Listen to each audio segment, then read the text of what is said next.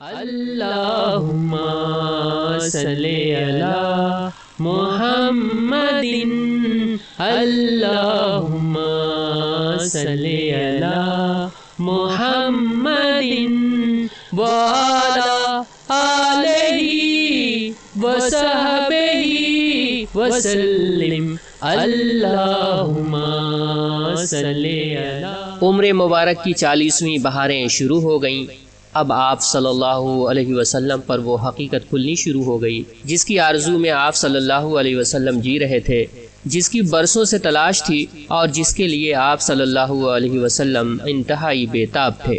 سالہ سال عبادت اور ریاضت سے روح میں روشنی پھوٹ پڑی، دل آئینہ کی طرح چمک اٹھا، باطن یکایک دمک اٹھا اور آپ پر ہدایت کا الہام ہونے لگا۔ آپ کو سچے خواب نظر آنے شروع ہوئے، ان سے آپ پر حقیقت کھل گئی، تاریکی کے وہ پردے تار تار ہو گئے جنہیں چاک کرنے کے لیے آپ بے چین تھے۔ آپ کے سامنے حق و ہدایت کی شاہراہ روشن ہو گئی۔ آپ نے خواب میں دیکھا دنیا کی رنگینی 4 دن کی چاندنی ہے، یہاں کی راحتیں اور لذتیں وقتی اور فانی ہیں۔ آپ صلی اللہ علیہ وسلم کو اندازہ ہو گیا قوم کتنی غلط باتوں میں گرفتار ہے، اس کے عقیدوں میں کتنا بگاڑ ہے، وہ سیدھی راہ سے کتنی دور ہے۔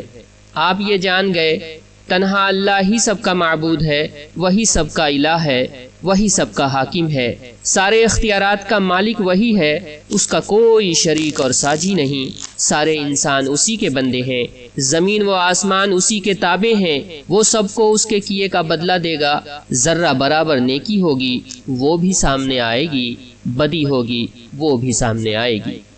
آپ صلی اللہ علیہ وسلم کو برابر سچے خواب دکھائی دینے لگے۔ جو باتیں جاننے کے لیے آپ بے چین تھے، جن کی حقیقت معلوم کرنے کے لیے آپ بے قرار تھے، اب وہ سورج چاند کی طرح روشن ہو گئیں۔ حق بالکل عیاں ہو کر سامنے آ گیا، باطل کی ساری حقیقت آپ پر واضح ہو گئی۔ اس سے آپ کو بے حد خوشی ہوئی، دل گلاب کی طرح کھل اٹھا، سینہ نور ایمان سے دمک اٹھا، لیکن ساتھ ہی گھبراہٹ طاری ہوئی۔ آپ کو ایک زمانے سے حقیقت کی تلاش تھی، اس حقیقت کو پا کر آپ کو بے پناہ خوشی ہوئی، لیکن اس کا اعلان کرنے پر قوم کا کیا رویہ ہوگا یہ سوچ کر آپ گھبرا اٹھے، خوف سے دل لرزنے لگا۔ اللہ نے آپ کو ہدایت دی، آپ کو وہ راہ سجھائی جو اس کے نیک بندوں کی راہ ہے، لیکن قوم تو گمراہی کے دلدل میں پھنسی ہے، اسے ہدایت کی شاہراہ پر کون لائے گا؟ باطل سے اسے بیزار کون کرے؟ حق کو اس کے دل میں کون اتارے؟ جب خواب صبح کی طرح روشن ہو جاتا، اس کی تعبیر کھل کر سامنے آ جاتی اور نامعلوم باتیں بھی معلوم ہو جاتی تو آپ فکر مند ہوتے اور ذہن میں طرح طرح کے خیالات گونجنے لگتے۔ آپ صلی اللہ علیہ وسلم نے خدیجہ کو سارا حال سنایا، دل پر جو بیت رہی تھی وہ بھی بتائی۔ خدیجہ نے ساری باتیں توجہ سے سنی، پھر آپ کی ڈھارس بندھائی۔ میرے سرتاج، آپ فکر نہ کریں، آپ جیسے پر شیطان کہاں راہ پا سکتا ہے۔ اس سال رمضان آیا تو آپ پھر غار ہرا چلے گئے، ہر چیز سے کٹ کر غور و فکر اور عبادت میں لگ گئے۔ کسی وقت گھر والے بھی آ جاتے، وہ آپ کو دیکھ کر اپنی آنکھیں ٹھنڈی کرتے اور آپ کے لیے کچھ کھانا پانی رکھ جاتے۔ غریب محتاج بھی آتے رہتے اور آپ کی سخاوت سے سیراب ہوتے۔ یوں ہی رمضان کے کچھ دن گزر گئے۔ ایک روز آپ غار میں آرام کر رہے تھے، صبح کا وقت تھا، اچانک ایک فرشتہ دکھائی دیا، انتہائی حسین و جمیل فرشتہ، ہاتھ میں ریشم کا ایک ٹکڑا تھا۔ بولا، اقرا، پڑھو۔ آپ بہت گھبرائے، فرمایا، ما اقرا، مجھے پڑھنا نہیں آتا۔ آپ کو ایسا محسوس ہوا جیسے وہ جسم مبارک کو بھیج رہا ہو، پھر چھوڑ دیا اور کہا، اقرا، پڑھو۔ آپ نے فرمایا، ما اقرأ، مجھے پڑھنا نہیں آتا۔ آپ کو پھر محسوس ہوا جیسے وہ جسم مبارک کو بھیج رہا ہو، پھر چھوڑ دیا اور کہا، اقرا، پڑھو۔ آپ کو اندیشہ ہوا وہ پھر جسم مبارک کو بھیجے گا اور اس بار اور زور سے بھیجے گا۔ فرمایا، کیا پڑھوں؟ ماذا اقرا؟ فرشتے نے کہا، اقرا بسم ربک الذی خلق، خلق الانسان من علق، اقرا وربک الاکرم الذی علم بالقلم، علم الانسان ما لم یعلم۔ پڑھو اپنے رب کے نام سے جس نے پیدا کیا انسان کو خون کی فٹکی سے۔ پڑھو اور تمہارا مہربان رب ہی ہے جس نے قلم سے سکھایا، انسان کو وہ کچھ سکھایا جو اسے معلوم نہ تھا۔ فرشتے کے بتانے پر آپ نے یہ آیتیں پڑھیں، پڑھتے ہی یاد ہو گئیں، ذہن پر نقش ہو گئیں۔ پھر فرشتہ چلا گیا۔ آپ اٹھ کھڑے ہوئے، خوف سے دل بیٹھا جا رہا تھا۔ آپ سہمی سہمی نگاہوں سے غار میں ہر طرف دیکھنے لگے۔ حیرانی اور پریشانی کا عالم تھا۔ دل ہی دل میں سوچنے لگے، ابھی مجھ سے کس نے باتیں کی ہیں؟ کون مجھے پڑھا کر گیا ہے؟ پھر تیزی سے غار کے باہر آئے۔ اب آپ پہاڑ کی گھاٹیوں سے گزرنے لگے۔ پورا جسم کانپ رہا تھا۔ دل میں بار بار خیال آتا۔ شروع میں جو خواب نظر آئے وہ تو بالکل صحیح نکلے۔ ان سے بہت سی نئی نئی باتیں معلوم ہو گئیں۔ جس چیز کی تلاش تھی وہ کھل کر سامنے آ گئی، لیکن وہ کون تھا جو ابھی یہاں کھڑا تھا؟ وہ کون تھا جو پڑھنے کو کہہ رہا تھا؟ اچانک ایک آواز آئی، محمد صلی اللہ علیہ وسلم۔ آپ نے گھبرا کر سر اوپر اٹھایا، دیکھا تو وہی فرشتہ آدمی کی صورت میں کھڑا تھا۔ وہ پکار کر کہہ رہا تھا، محمد، اللہ نے آپ کو رسول بنایا ہے۔ میں آپ کے پاس اس کی وحی لے کر آیا تھا۔ میں جبرائیل امین ہوں، میں وحی کا فرشتہ ہوں۔ آپ کی گھبراہٹ اور بڑھی۔ کبھی دائیں طرف دیکھتے، کبھی بائیں طرف، لیکن جدھر دیکھتے وہی نظر آتا، جدھر رخ کرتے وہی موجود ہوتا۔ آگے بڑھیں یا پیچھے ہٹیں، نظریں نیچی کریں یا اوپر اٹھائیں، ہر طرف اور ہر جگہ وہی تھا۔ بہت دیر ہو گئی۔ آپ یوں ہی کھڑے رہے اور نہ جانے کیا کیا سوچتے رہے۔ ادھر بی بی خدیجہ نے غار میں آپ کے پاس آدمی بھیجا، آپ وہاں نہ ملے۔ رشتہ داروں کے یہاں دکھوایا، وہاں بھی نہ ملے۔ یہاں وہاں آدمی دوڑایا، لیکن نہ ملنا تھا نہ ملے۔ پھر فرشتہ چلا گیا۔ آپ خدیجہ کے پاس آئے، خوف سے لرزتے ہوئے، پسینے میں نہائے ہوئے۔ آتے ہی فرمایا، مجھے کچھ اڑھا دو، مجھے کچھ اڑھا دو۔ بی بی خدیجہ نے چادر اڑھا دی۔ آپ کی یہ حالت دیکھ کر وہ گھبرائیں۔ دل میں خیالات امڑنے لگے، کیا آپ کی طبیعت خراب ہو گئی؟ کیا تپے لرزہ ہو گیا؟ کیا کوئی آفت آ پڑی؟ جب کچھ سکون ہوا، خوف کچھ دور ہوا، جسم کی کپ کپی میں کمی ہوئی، تو حضرت خدیجہ نے پوچھا، آپ تھے کہاں اور آپ کو کیا ہوا؟ آپ نے ان کی طرف دیکھا، نظروں سے بڑی بے چارگی ٹپک رہی تھی۔ فرمایا، خدیجہ، میں تمہیں کیا بتاؤں مجھے کیا ہوا؟ پھر جو کچھ دیکھا تھا وہ بیان کیا۔ بی بی خدیجہ تھی بہت ہوشیار، یہ باتیں سن کر ذرا نہ گھبرائیں۔ انہوں نے آپ کو بہت ہی عزت کی نظروں سے دیکھا، چہرے پر یقین اور اطمینان کی مسکراہٹ تھی۔ انہوں نے آپ کو اطمینان دلایا، بولیں، میرے چچا کے بیٹے، خوش ہو جائیے، جو کچھ کر رہے ہیں کرتے رہیے۔ اس ذات کی قسم جس کے ہاتھ میں خدیجہ کی جان ہے، جو کچھ آپ نے دیکھا ہے اس میں گھبرانے کی کوئی بات نہیں ہے۔ اگر آپ اس امت کے نبی نہ ہوں گے تو اور کون ہوگا؟ آپ تو سچ بولتے ہیں، صلہ رحمی کرتے ہیں، امانتیں ادا کر دیتے ہیں، مجبوروں اور بے کسوں کو سہارا دیتے ہیں، غریبوں اور ناداروں کی تواضع کرتے ہیں، حق کے کاموں میں مدد کرتے ہیں۔ اللہ آپ کو ضائع کیسے کر سکتا ہے؟ خدیجہ کے ان باتوں سے آپ کی ڈھارس بندھی، آپ کی بے چینی دور ہوئی، چہرہ مبارک خوشی سے تمتما اٹھا۔ آپ نے اس دلجوئی پر ان کا شکریہ ادا کیا، پھر آنکھیں بند کر لیں اور سو گئے۔ بی بی خدیجہ نے آپ کی باتوں پر غور کیا تو بے انتہا خوش ہوئیں، لیکن ساتھ ہی کچھ ڈر ہوا، کچھ خوف اور اندیشہ ہوا کہ یہ بھی اخلاص و محبت کا تقاضا تھا۔ انہوں نے سوچا کہ چلیں چچیرے بھائی ورقہ کے پاس، کچھ ان سے پوچھیں، شاید وہ کچھ بتائیں۔ یہ ورقہ نوفل کے بیٹے تھے، انتہائی حکیم اور دانا تھے۔ مختلف مذاہب کو انہوں نے پڑھا تھا، بڑی باریک بینی سے ہر ایک کا جائزہ لیا تھا۔ پہلے یہودیت کی طرف میلان ہوا، پھر عیسائیت کو اختیار کیا۔ انجیل پر گہری نظر تھی، عربی میں اس کا ترجمہ بھی کرتے تھے۔ خدیجہ آئیں، ان کو سارا ماجرا سنایا، آپ پر جو کچھ بیتی تھی سب کہہ سنایا۔ سب کچھ سن کر وہ بولے، پاک ہے، پاک ہے، قسم ہے اس ذات کی جس کی مٹھی میں ورقہ کی جان ہے۔ خدیجہ، اگر تمہاری بات صحیح ہے تو یہ وہی ناموس یعنی رازدار ہے جو موسیٰ علیہ السلام کے پاس آتا تھا۔ بخدا محمد اس امت کے نبی ہوں گے۔ ان سے کہو ڈرے نہیں، جو کچھ کر رہے ہیں کرتے رہے۔ بی بی خدیجہ لوٹ کر آئیں، آپ کو خوشخبری سنائی، مبارک ہو میرے سرتاج، مبارک ہو، آپ کے رب نے آپ کو کیسی عزت دی ہے، آپ کا رتبہ کتنا بلند کیا ہے۔ پھر چچیرے بھائی ورقہ سے جو باتیں ہوئی تھیں سب بیان کی۔ آخر میں کہا، وہ آپ سے ملنا چاہتے ہیں۔ پھر اسی دم وہ ایمان لے آئیں۔ آپ صلی اللہ علیہ وسلم کعبے کا طواف کرنے چلے، راستے میں ورقہ مل گئے، دیکھتے ہی بولے، میرے پیارے بھتیجے، ذرا مجھے بھی سناؤ تو تم نے کیا کیا دیکھا۔ آپ نے شروع سے آخر تک ساری داستان سنا دی۔ پوری داستان سن کے ورقہ نے کہا، اس ذات کی قسم جس کے ہاتھ میں میری جان ہے، تم نے جو کچھ دیکھا اور سنا ہے اس سے صاف ظاہر ہوتا ہے اللہ نے تمہیں منصب رسالت کے لیے چن لیا ہے۔ بلا شبہ یہ وہی ناموس ہے جو موسیٰ کے پاس آتا تھا۔ بھتیجے، تم نبی ہونے کا اعلان کرو گے تو لوگ جھٹلائیں گے، ہر طرح ستائیں گے، گھر سے بے گھر کر دیں گے، جنگ کرنے سے بھی نہ چوکیں گے۔ آپ نے فرمایا، تو کیا میری قوم کے لوگ مجھے گھر سے بے گھر کر دیں گے؟ ورقہ بولے، ہاں یقیناً ایسا ہوگا۔ جب بھی کوئی نبی آیا قوم نے یہی سلوک کیا۔ اگر وہ دن دیکھنے نصیب ہوئے تو میں تمہاری ایسی مدد کروں گا کہ اللہ ہی جانتا ہے۔ پھر سر مبارک کی طرف بڑھے اور بہت ہی شفقت سے بوسہ دیا۔ پیارے نبی لوٹ کے آئے تو بہت ہی فکر مند اور اداس تھے، بار بار سوچتے، اگر میرے کمزور کاندھوں پر نبوت کا بار آ پڑا ہے تو اس کا انجام کیا ہوگا؟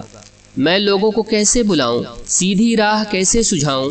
یہ لوگ تو بھٹک رہے ہیں، حق سے بدک رہے ہیں، خدا سے بیزار ہیں، بتوں کے پرستار ہیں، بدی کے علم بردار ہیں، نیکی سے برسر پیکار ہیں۔ پھر غضب ہے، اس پر انہیں ناز بھی ہے۔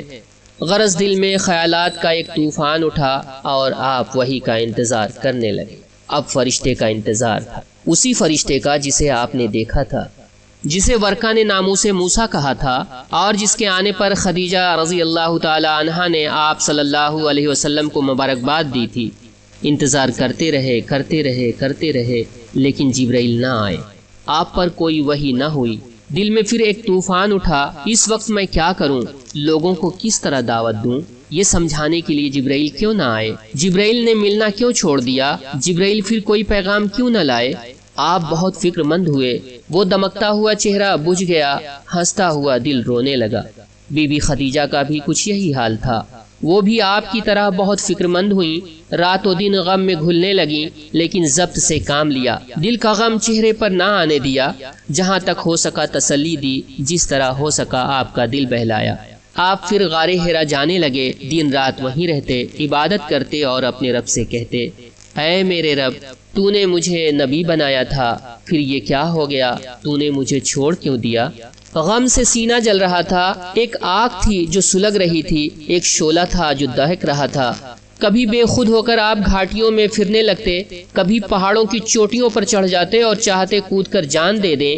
اتنے میں حضرت جبرائیل علیہ السلام آ جاتے، آپ کو اطمینان دلاتے، محمد آپ سچ مچ اللہ کے نبی ہیں۔ اس سے آپ کو سکون ہو جاتا، آپ واپس چلے جاتے۔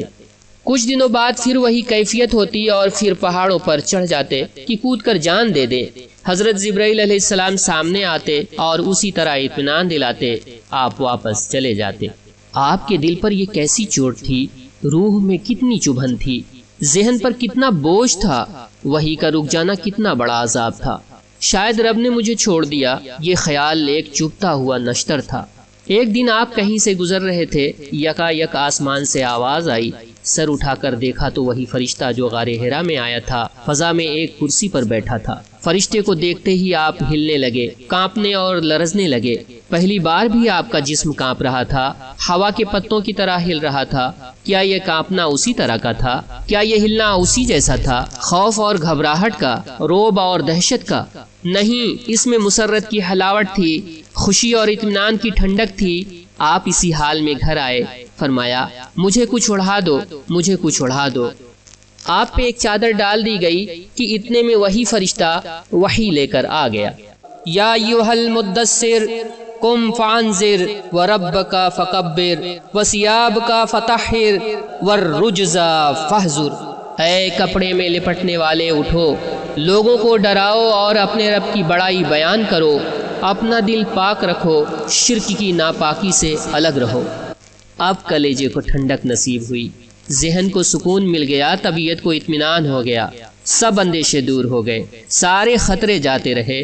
رہی خدیجہ تو نہ پوچھو، ان کا کیا حال تھا، دل گلاب تھا اور چہرہ چمکتا ہوا شہاب، کیونکہ ان کی تمنا پوری ہو گئی، ان کی آرزو برائی، وحی کا انتظار تھا، وحی پھر آ گئی۔ اس کے بعد کئی بار وحی آئی، حضرت جبرائیل علیہ السلام آتے رہے، رب کا پیغام سناتے رہے، لیکن خدا کا کرنا کچھ دنوں بعد پھر وہی رک گئی۔ دعوت کا سلسلہ شروع ہو چکا تھا، کافروں کی طرف سے مخالفت بھی ہو رہی تھی، مخالفت کے لیے تنکے کا سہارا کافی تھا، وحی کا رک جانا تو خیر بہت بڑی بات تھی۔ انہوں نے اس موقع کا فائدہ اٹھایا، بولے تو یہ خوب نبی ہیں، 2-4 دن آسمان سے بات چیت رہی، جبرائیل کا آنا جانا رہا اور پھر غائب، کلام پیام سب بند۔ تو بھائی محمد، معلوم ہوتا ہے تمہارا رب تم سے روٹھ گیا، اسی لیے اتنے دنوں سے منہ نہیں لگایا۔ وحی کا رک جانا تو آپ پر یوں ہی بار ہوتا اور پھر کافروں کا تانا طب نازک پر تیر کا کام کرتا، آپ سخت بے چین ہوتے۔ لیکن زیادہ دن نہ ہوئے کہ حضرت جبرائیل علیہ السلام پھر وحی لے کر آ گئے۔ وَالضُّحَىٰ وَاللَّيْلِ إِذَا سَجَىٰ مَا وَدَّعَكَ رَبُّكَ وَمَا قَلَىٰ وَلَلْآخِرَةُ خَيْرٌ لَكَ مِنَ الْأُولَىٰ وَلَسَوْفَ يُعْطِيكَ رَبُّكَ فَتَرْضَىٰ أَلَمْ يَجِدْكَ يَتِيمًا فَآوَىٰ وَوَجَدْكَ ضَالًّا فَهَدَىٰ وَوَجَدْكَ عَائِلًا فَأَغْنَىٰ فَأَمَّا الْيَتِيمَ فَلَا تَقْهَرْ وَأَمَّا السَّائِلَ فَلَا تَنْهَرْ وَأَمَّا بِنِعْمَةِ رَبِّكَ فَحَدِّثْ۔ گواہ ہے سورج کی روشنی اور رات کی تاریکی جب وہ چھا جائے، آپ کے رب نے نہ آپ کو چھوڑا ہے نہ آپ سے ناخوش ہے، اور آپ کے لیے انجام ابتدا سے بہتر ہے۔ جلد ہی آپ کا رب آپ کو دے گا اور آپ خوش ہو جائیں گے۔ کیا ایسا نہیں کہ اس نے آپ کو یتیم پایا تو ٹھکانہ دیا، بے خبر پایا تو سیدھی راہ سجھائی، اور محتاج پایا تو مالدار کر دیا؟ تو آپ کسی یتیم کے ساتھ سختی نہ کریں، نہ کسی سائل کو جھڑکیں، اور اپنے رب کی اس نعمت کا چرچا کرتے رہیں۔ اللہ اللہ، خدا آپ سے ناراض نہیں ہوا، ناخوش ہو کر چھوڑ نہیں دیا، بلکہ رحمتوں سے ڈھانپ لیا، نعمتوں سے نہال کر دیا۔ اب وحی برابر آنے لگی، آپ کے پاس حضرت جبرائیل علیہ السلام آتے، آپ کو اللہ کی آیتیں سناتے اور بتاتے کیا کریں، کس طرح کریں۔ حضرت جبرائیل علیہ السلام نے بتایا کس طرح وضو کریں، کس طرح نماز پڑھیں۔ ایک دن آپ مکہ کے بالائی علاقے میں تھے، حضرت جبرائیل علیہ السلام آئے، آپ کے سامنے وضو کیا اور بتایا جب نماز پڑھنی ہو تو اس طرح پاک ہوں۔ آپ نے بھی اسی طرح وضو کیا۔ پھر حضرت جبرائیل علیہ السلام کھڑے ہوئے، آپ کو نماز پڑھ کر دکھائی، آپ نے بھی انہی کی طرح نماز پڑھی۔ اس کے بعد حضرت جبرائیل علیہ السلام چلے گئے۔ آپ خدیجہ کے پاس آئے، ان کے سامنے وضو کیا، پھر فرمایا نماز پڑھنے کے لیے پاک ہونے کا یہی طریقہ ہے۔ بی بی خدیجہ رضی اللہ تعالی عنہا نے بھی اسی طرح وضو کیا۔ پھر آپ صلی اللہ علیہ وسلم نماز کے لیے کھڑے ہو گئے، بی بی خدیجہ نے بھی آپ کے ساتھ نماز پڑھی۔ علی آپ کے ہی زیر پرورش تھے، آپ کے ہی ساتھ رہتے تھے، انہوں نے آپ کو نماز پڑھتے دیکھا، بی بی خدیجہ کو بھی دیکھا، انہوں نے دیکھا آپ دونوں رکوع اور سجدے کر رہے ہیں، پیاری پیاری آیتیں پڑھ رہے ہیں، ان آیتوں میں اچھی اچھی باتیں ہیں، پیاری پیاری باتیں ہیں۔ علی تعجب سے یہ سب دیکھتے رہے، ان کو پیارے نبی سے بہت محبت تھی، آپ کی ہر ادا محبوب تھی، آپ کی ہر بات انہیں جان و دل سے عزیز تھی۔ وہ آپ کو ہی دیکھ کر تو کام کرتے، آپ جو کہتے بے تکلف مان لیتے۔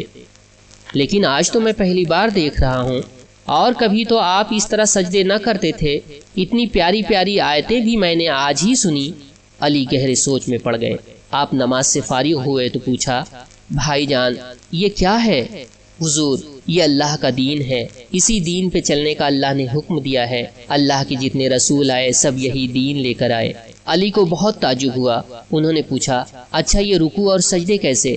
حضور اللہ نے مجھے نبی بنایا ہے، مجھ پر اپنا کلام اتارا ہے تاکہ لوگوں کو اچھی اچھی باتیں بتاؤں، لوگ بھٹک رہے ہیں ان کو سیدھی راہ دکھاؤں، ان کو اللہ کی عبادت پر ابھاروں۔ یہ رکوع اور سجدے ہم اسی اللہ کو کرتے ہیں۔ علی یہ تو بڑی اچھی چیز ہے، تو کیا جس پر آپ ایمان لائے ہیں میں بھی لا سکتا ہوں؟ کیا آپ کی طرح میں بھی عبادت کر سکتا ہوں؟ کیا آپ کے ساتھ میں بھی نماز پڑھ سکتا ہوں؟ حضور ہاں پیارے بھائی، اللہ ایک ہے، اس کا کوئی شریک نہیں، وہی عبادت کے لائق ہے، تم بھی اسی کی عبادت کرو، لات و عزا کو چھوڑ دو، جتنے بت ہیں سب کو چھوڑ دو۔